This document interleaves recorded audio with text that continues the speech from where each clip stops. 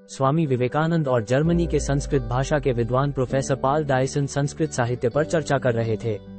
किसी कारणवश प्रोफेसर साहब को उठकर बाहर जाना पड़ा। स्वामी जी पास पड़ी एक किताब उठाकर उसके पन्ने पलटने लगे। वो कविताओं का संकलन था। वे उसे पढ़ने में लीन हो गए। थोड़ी देर बाद प्रोफेसर डायसन अपना काम निपटा कर लौट आए, लेकिन स्वामी जी किताब पढ़ने में इस कदर खोए थे कि डायसन के लौटने का उन्हें पता ही नहीं चला।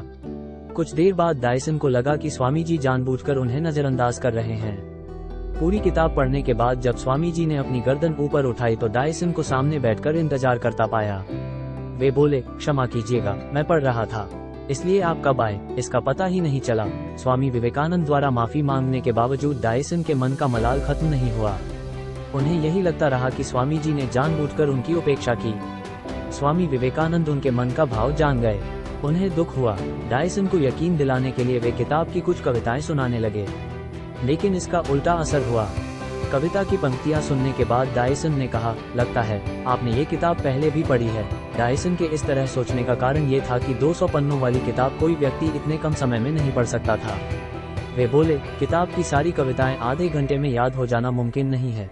इस पर स्वामी विवेकानंद ने कहा, मिस्टर डायसन, जीवन में सबसे महत्वपूर्ण है एकाग्रता। एकाग्रता जितनी अधिक होगी, आपका समय उतना ही कम लगेगा या काम का परिणाम उतना ज्यादा होगा।